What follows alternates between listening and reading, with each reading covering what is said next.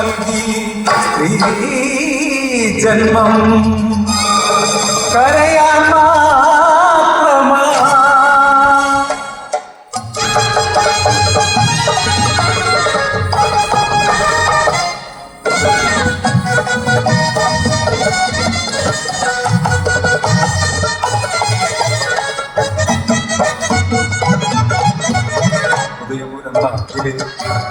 ജന്മിയുടെ നിജപ്രവർത്തിയ ജീവിതം ഹോമിച്ച സുന്ദരി പുസ്തകത്തിൽ കഥയുണ്ട്.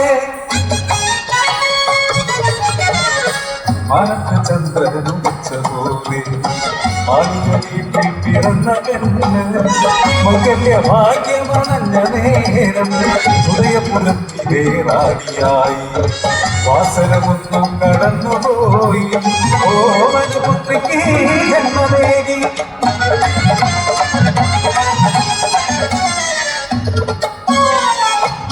ഒന്നാം പിറന്നാളിൽ ആഘോഷമാ ഉല്ലാസമെന്നും അലയടിച്ചു എന്നു മേളക്കൊടുപ്പിന്റെ രംഗമായി ആനന്ദവൃത്തത്തിൻ വേദിയായി.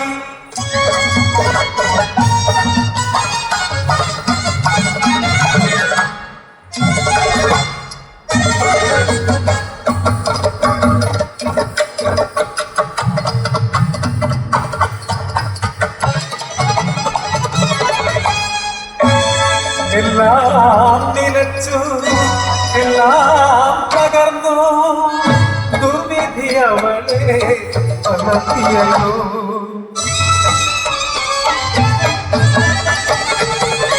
ഒരു നാൾ ജാലകവാതിൽ തുറന്നപ്പോൾ കണ്ടു ഞെട്ടി അവൻ മറ്റൊരു പെണ്ണുമായി വന്നതയ്യോ. ആരോ പറഞ്ഞു കാതിൽ മുഴങ്ങി അവൻ രണ്ടാം വേദി കഴിച്ചുവെന്ന്. മദ്യത്തിലാടിയ മതിയോടായി ഭീഷണി ചൊല്ലിയ രണ്ടാം വേദി കരിതുള്ളി കടലായി എരിഞ്ഞപ്പോൾ അവൾ തേടിയ ഭൂമിയിലെത്തി. മുറിച്ചു വലിച്ചിഴച്ചു ഭിത്തിയിലടിച്ചു തറയിലിട്ടു. പിന്നെയും പരിതീരാതയാ നാവിക്ക് തൊഴിച്ച് പുറത്തടിച്ചു. ബോധം പറഞ്ഞവൾ പതിച്ചു. പിറ്റേന്ന് രാവിലെ ഉണർന്നു വന്നു എന്തും സഹിക്കാൻ കരുത്തുമായി. അന്നും പതിവ് പോൽ കുഞ്ഞിനെ ഇപ്പണ്ടെ കൂടത്തിലേക്ക് യാത്രയാക്കി. കുഞ്ഞ് തിരികെ വരുന്നതും നോക്കി വഴിക്കണ്ണുമായി അവൻ കാത്തിരുന്നു. സമയമേറെയായി കൂട്ടുകാരെല്ലാം തിരിച്ചെത്തി. പാഠശാലയിൽ നിന്ന് കുഞ്ഞ് തിരിച്ചു പോന്നത്രേ. പാടത്തും തൊടിയിലും തേടി നടന്നവർ കുഞ്ഞിനെ എങ്ങുമേ കണ്ടതില്ല.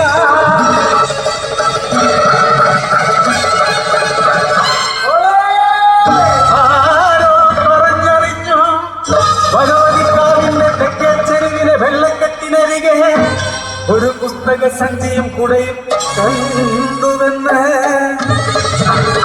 അലറിക്കരഞ്ഞു ഞാൻ ഓടിയണഞ്ഞപ്പോൾ കണ്ട കാഴ്ച കാവാലികരാലും കളിച്ചു കീറിയ നഗ്നമായ പൊന്നുമോളുടെ മൃതശരീരം.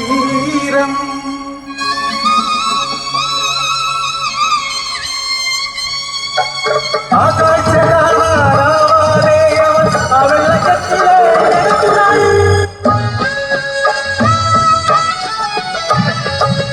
അച്ഛനും അമ്മയും വേർപിരിഞ്ഞാൽ മക്കൾ തങ്കെതിയാകും. സ്വന്തം വീട്ടിൽ പോലും കഴിയാൻ പറ്റാത്ത കാലം. സ്വന്തം ബന്ധത്തിൻ വിലയറിയ കഴുകമ്മ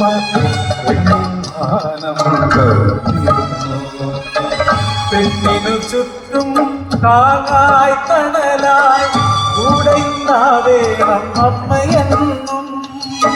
കൂടെയുണ്ടാവേണം അമ്മയെന്നും.